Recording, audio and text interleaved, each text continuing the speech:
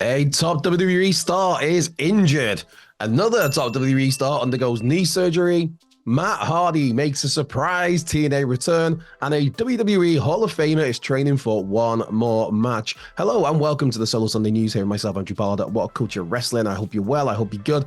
Again, apologies for the slightly raspy voice. I'm going to go to the doctors next week and get it checked out. It's been like a month, so yeah, probably should do that. But let's get to wrestling talk, and let's get to Drew McIntyre. Now, at the moment, Drew is currently on the WWE's UK tour, but he is dealing with an injury. This comes from PW Insider, who report that Drew suffered a badly hyperextended elbow during WrestleMania XL, WrestleMania 40's match against Seth Rollins. And now you may have noticed that when Drew's been on TV recently, you can see him wearing almost like essentially an elbow pad or a sleeve on his right arm, and that is because of this issue. Now, it's not stopped him in wrestling at the moment. He's just working hurt. So we did see Drew compete in the Fatal 4-Way match on the Raw after WrestleMania.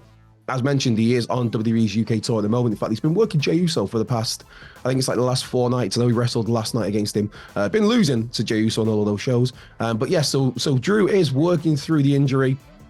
But he is hurt at the moment, so hopefully this is something that he can get through and doesn't have to require any time on the sidelines. Because of course, Drew McIntyre is a free agent shortly. He's still not re-signed a new contract, or signed a new contract, I should say, with WWE. There is a belief that he will be staying with WWE. It's just a case of, I guess, iron out the creases, dotting the I's, crossing the T's, all of that jazz. Because right now, Drew McIntyre is on the run of his life. He's absolutely killing it in WWE. He's one of the biggest stars, hottest stars in the industry.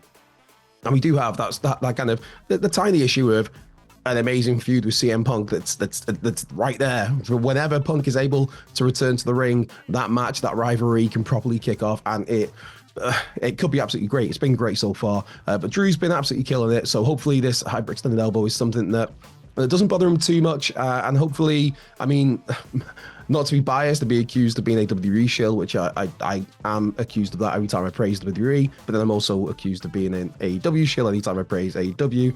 The man, wrestling world's weird in 2024. But yeah, not to be a WWE shill, but for me, I really do hope he re-signs with WWE just purely so we can get a match, a rivalry, a proper in-ring rivalry between CM Punk and Drew McIntyre, because that story could be absolutely brilliant. Now, somebody else, another top WWE star who's got their own injury issues at the moment, is Seth Rollins, or in WWE speak, Seth freaking Rollins. Still, how daft is that? But anyway, this Seth has been missing since WrestleMania 40. Of course, he worked 2 matches WrestleMania 40. There was the Night 1 main event where he teamed with Cody against Roman Reigns and The Rock. Then there was Night 2 where he lost the World Heavyweight Championship to Drew McIntyre, who quickly lost it to Damian Priest. But Seth, there was a report, I think it was last week, from Dave Meltzer, the Wrestling Observer, who said that Seth was due for at least 4 weeks away from WWE just to heal up. Now, in addition to that, Becky Lynch was on the Late Late Show with Patrick Keelty over the weekend, and she revealed that Seth actually had knee surgery this past Tuesday as a result of the torn meniscus he suffered. Now, this was earlier in the year. If you remember, there was a January edition of Jinder Mahal, a January edition of Monday Night Raw, where Seth had a match against Jinder Mahal, and that's where he suffered the knee injury, which at one point in time it kind of threw WrestleMania into doubt. Is Seth Rollins going to be able to compete at WrestleMania? Will he be cleared in time for WrestleMania? He did obviously get cleared in time for WrestleMania, but he was clearly working through the pain just to make it to the Showcase of the Immortals. So there's no word right now on how long Seth will be out for, whether this surgery is one that has got a lengthy recovery period, if it's something that he can be back in, like at least on WTV in that initial kind of 4-week period that Dave Meltzer reported. But yeah, this does tie in because if you watch WrestleMania Night 2, there's the big babyface celebration with Cody Rhodes, obviously. You've got CM Punk's out there, LA Knight's out there, yeah. Randy Orton's out there, Sami Zayn's out there, Kevin Owens is out there. A bunch of people are out there celebrating with Cody Rhodes, and notable, not by their absence because they are there, is Seth Rollins, who obviously had played a part in the match towards the finale. It was Roman choosing to hit Seth with a chair rather than hit Cody that effectively led to the end of the match, and Roman losing his undisputed WWE Universal Championship, which has now been rechristened as just the undisputed WWE Championship, which is less of a mouthful. So thank you for that, WWE. But yeah, if you watch that, it was either really good selling or it was noticeable that Seth seemed in some discomfort. He didn't get in the ring while everybody was celebrating. He was on the outside. There's a bit where he's kind of propped up on Kevin Owens, and it looked like he was hurt. And if that is the case, obviously, then this ties into the surgery he's had to have on Tuesday. But yeah, hopefully Seth is back sooner rather than later. Because again, just the Rock said it correctly, I think, on Instagram this past week, where he said that Seth Rollins was the real MVP of WrestleMania, which especially that would make even more sense and ring even truer if Seth indeed was working hurt through WrestleMania, because there was a 45-minute main event on night one, and then the McIntyre match was 10 minutes, barely that, and it was a story of Seth obviously feeling the effects of the match the previous day. So yeah, man, hopefully Seth is back sooner rather than later. Somebody who's back in TNA sooner rather than later, as in last night, is Matt Hardy. Matt freaking Hardy, if we're going to go with the Seth Rollins route. Yes, Matt Hardy appeared at TNA Rebellion last night. There's been the recent kind of those spooky videos that they've been doing, the blackout videos, and Matt Hardy has been revealed to be the person behind that. Now, he turned up at the close of the pay-per-view, attacking Moose, the TNA World Champion, who just retained that title against Nick Nemeth. And this was not just Matt Hardy. No. This was not just Matt Hardy. This was broken Matt Hardy. Yes, we had the full delete, all of that. The crowd ate it up. Matt looked great. I saw his... I was going to say it was an interview, but it wasn't. It was just his podcast that he did last week or the week before last. And he was saying about how he got down to... no, it wasn't actually. It was an interview, I think, with Chris Van Vliet, thinking about it, where Matt said he got down to, I think it was like 204 pounds, and his aim was to get down to 200 pounds. And he was looking great in that interview, just looking very fresh, healthy. And he looked great last night when he rocked up at TNA Rebellion. But he wasn't the only person that made the surprise TNA return as well, because you had Mike Santana was back with TNA, and also Sami Callihan appeared. Mike Santana, he had, there was an impromptu match with Steve Macklin, where Macklin was in the ring, cut a promo about himself, maybe signing a new deal, and as part of that, he wanted the match on the pay-per-view, blah, blah, blah. Santino Marella came out, who, of course, is the authority figure in TNA there. Santino Marella, who has been announced for Bloodsport in Japan as well recently. That's got my attention. One of my mates pointed that out to me. Shout out to Paul, who's watching this. And it's like, that makes so much sense, because Santino, yes, a very goofy wrestling character, but Santino, the man, Anthony Corelli is his name, the man behind Santino, is a legit badass, like judo, martial arts. So that'll be fun. Anyway, I'm getting sidetracked. Santino came out and gave Steve Macklin a match, and it was the return of Mike Santana, who won the match. So Santana's back in TNA. As for Sami Callihan, he got involved in the Jordan Grace and Steph DeLanda match. He took care of Colin the Good Hands outside, rolled Steph DeLanda back in the ring for Grace to then get the win, the 1-2-3 to retain the Knockouts title. There's no official word on whether Matt Hardy, Mike Santana, or Sami Callihan have actually signed contracts with TNA, or whether this is just kind of a per appearance sort of deal that they're on at the moment. It is worth noting that Santino Marella did say in character that he'd signed Santana, but they didn't say if he'd signed him for a year or 2 year or multi-years, or if it's just he's agreed a couple of dates for a bit. But Santana's just so talented, man. And Sami Callihan's always a good time. I'm Matt Hardy. So yeah, it was that was nice. I liked it. But then I always bang on about TNA because I am that guy. Right, last news story here. And Booker T, yes, Booker T could be making a return to the ring. Well, he has plans for a return to the ring. Now, while Mick Foley, he scrapped his own plans for one final match. Yes, Booker T, another WWE Hall of Famer, is making plans for his return to the ring. Now, this was on his Hall of Fame podcast where, I'll just get the quotes here, actually, I've got it here. It's hard to walk away from it. It really is. It's so hard. I look at Matt and Jeff, as in Hardy, Chris Jericho, Taker, The Rock, sneaking into WrestleMania 40. That's what this business is. We never really retire. Even myself, I'm thinking about having another match at Reality Wrestling. I've been training. I've been getting myself together in the gym on a regular basis. I'm on the 30-day ab workout. I'm like, man, I can still do this. How can you tell a man he can't do it no more? You can't do that. So Booker T, 59 years of age, obviously in great shape whenever you see Booker. Obviously, he's on NXT on a weekly basis on commentary. But yeah, Booker's gearing up for a return to the ring with Reality Wrestling, which is his own. It's a mixture. It is a wrestling promotion, but it's also a training school. There's been a good few graduates. I know Sammy Guevara came through there, Roxanne Perez came through there, Brian Keith, who is these days now signed with AEW, came through there as well. As for Booker's wrestling career, he last wrestled, his last actual match, technically a match, was a cameo appearance at the 2023 Men's Royal Rumble. Before that, his last match was July 2022, which is a 10-man tag match for Reality Wrestling. In terms of singles matches, though, Booker's last singles match was January 2019, which was for Reality Wrestling again, against Rex Andrews. And since his last in-ring run with WWE came to an end in 2012? 12, yeah. In the 12 years since then, he's only wrestled 6 times. So Booker is making plans to return to the ring, and let us know in the comments if you fancy that. If you fancy seeing Booker T back in the ring, who you'd like to see him against. It would probably be for Reality of Wrestling, but hey, let's fancy book. Let's have, I don't know, Booker T coming out of retirement to wrestle Roman Reigns in Roman's return match. I don't know. Get creative in the comments. Right, let's wrap things up with some questions before my voice totally taps out. Dustin Sentinel's got in touch. Hey, Dustin. Hello, Andrew. Simba is a year old today. Well, I'm going to stop right there. Happy birthday to Simba. As always on a Sunday, send me pictures of your pets. It always genuinely does put a smile on my face, but it's just myself and editor Ryan working away here. Where's the question here? What's your favorite local indie promotion? For me, it's 3 Legacies Wrestling. In terms of local, to me, there's a really fun one, and it's not a promotion in terms of, you know, a storyline driven promotion. It's literally just called Welsh Wrestling. It's nice and simple, and it just runs spot shows throughout Wales, and it's always a really fun, simple time. You go there, you turn your brain off, you get a beer if you want a beer, which is a yes, I will get a beer, and then you just watch daft wrestling, not serious wrestling. You're not sitting there stroking your chin going, yeah, well, that extra Canadian Destroyer means it's 12 stars. No, man, you just go there, you turn your brain off and you just watch wrestling, man. And it kind of reminds you why you got into it as a kid, what attracted you as a kid. There's very clear heroes, there's very clear villains, and it's the sort of thing where there'll be, I don't know, you'll have like a 4-way match, you'll have a tag match, you'll have maybe a couple of singles matches, and then at the end of the night, all the people involved get involved in a good old battle royal. Yeah, which normally it's always the big baby face gets the win there.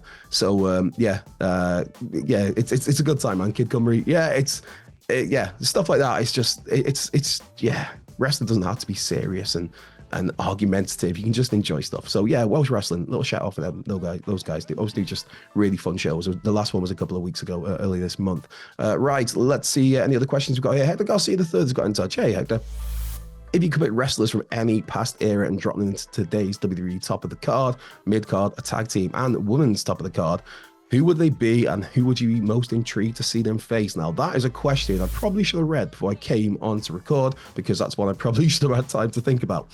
One that comes to mind for the mid card for me, I mean, Owen Hart is a no-brainer, but then I don't know, do you class Owen as a main eventer? Probably not, so it would be, then it feels harsh to say mid card, but the one I'm going to go with, Owen would be great. Owen would be absolutely brilliant wherever you put him, because he's Owen Hart and just what a talent. But one that I'd love to see, and I keep every year, the last few years, I keep hoping the Royal Rumble there's going to be something, and there's not been yet. But Sean Waltman, man, just in terms of mid card, I'd love to see Sean Waltman in there. Just take him from, because yes, there's the lazy X-Pac heat. Yes, all that, blah, blah, blah, blah, blah. But the first few times I saw the 1, 2, 3 kid, well, just the kid, the Lightning kid, when I first saw that character, it just blew me away totally. It was in like, this is stuff I've never seen before. And yes, these days, if you go back and watch those matches, it's stuff that you see in most matches, but back then it wasn't. And so I'd love to see Sean Waltman dropped in his prime into the modern WWE or AEW, whatever, TNA, and just, oh, man, there we go. I'm going to stick him in the G1. We're going to go with G1 climax for Sean Waltman. But yeah, that's someone I'd like to see. And in terms of who he could be against, there's just Sean Waltman and Ricochet. There we go. Simple. As for a main eventer who I'd drop into the top of the card now from years gone by, I mean, come on, it's going to be Bret Hart, isn't it? Obviously. But if I'm going to try and be slightly more original and not just go with Bret Hart for the answer to every question like I always do and then get loads of beef in the comments from people, why could you have anything bad to say about Bret Hart? But if I'm going to go away from Bret, Kurt Angle. I'd drop Kurt Angle. The wrestling machine, Kurt Angle. Hopefully we're getting the wrestling machine 2.0 with Chad Gable, but I go wrestling machine Kurt Angle, drop him in at the main event and just have him have bangers with everybody. For a tag team that I'd drop into today, the Rockers. But then the Rockers Shawn Michaels broke my heart, man. That's where all my beef with Shawn stems from. Just over the years, so many instances of like, That guy again. And it all starts with the breakup of the Rockers. So the Rockers would be fun to drop in. The Heart Foundation is the obvious answer and the correct answer. But again, I'm trying to stay away from the Hearts just for a bit of originality. The Road Warriors, Demolition. You know what? I'm going to go to Midnight Express. I'm going to go to Midnight Express. Beautiful Bobby, Sweet Stan Lane edition of the Midnight Express. That's who I'm going to drop in to the tag ranks. And I'm going to have them. They again would just have bangers with every tag team. And finally, what was a woman of yesteryear. See, because when you look at the women of yesteryear, there's a lot of them that were just done dirty by how WWE used its women back then, or not used its women. Obviously, there was Medusa had Alundra Blaze, sorry, in WWE speak, had the title for a bit, and then it was just like the division was 4 wrestlers, and then the division died and was canned. And then when the women's title did come back, that was when it was all,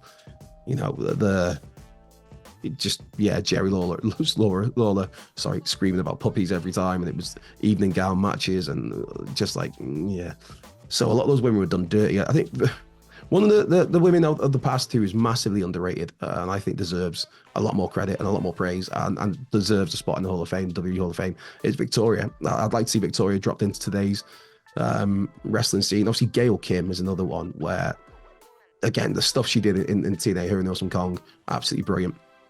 Sherry Martel is, I love Sensational Sherry, man. Just just so hateable, and I mean that as the biggest compliment of just what a heel, whether that's as a wrestler, whether that's as a manager, a valet, whatever. And someone else who I was so happy, that was one of my favorite parts of the Hall of Fame. Yes, Paul Heyman obviously stole the show, but seeing Bull Nakano get her flowers, because Bull Nakano, man, it just was such a beast for so long, away from just a key part of that All Japan women's roster, where just, yeah, so maybe dropping the Bull Nakano into today would just be, would be very cool. Right, one last question. Spice Phoenix got in touch. I know you're a This Is TNA guy. I am. Please speak on this and shout out the awesome work by my local Destiny Wrestle. Big shout out to Destiny Wrestle. So last Sunday, Mike Santana tore it up with Trent Seven and Kenta at Destiny Wrestle, The Clash. 6 nights later, he returns to This Is TNA at Rebellion. Yeah, Mike Santana. I'm just so happy I'm excited to see what is next for that guy. I don't know what went on with him and Ortiz in TNA. I know what went on with them in TNA. They had a lot of success. I don't know what went on with them in AEW. Yes, there are reports that seemingly Santana was unhappy with how Pride and Powerful were being used, whereas Ortiz was a bit more like, nah, I'm cool with this. It's all right. And that seems to be some of the issues that obviously forced the split there between a really good tag team, a really great tag team, one of the best tag teams AEW's had, one of the best tag teams the last 10 years or more. But Santana has gone he can go his own way. Yes, he's gone the singles route, and this is somebody, to me, Mike Santana. I thought AEW, there's a massive star, a top level star, a main event star, waiting to explode there with Mike Santana.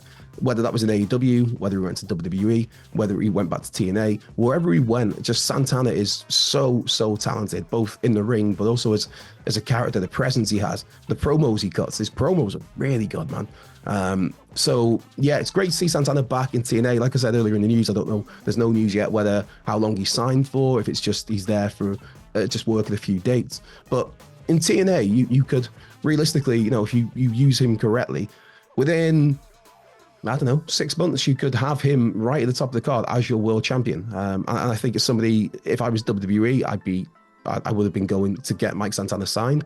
If I was AEW, I'd have been pushing to keep him. Very talented dude. So good to see him back in TNA.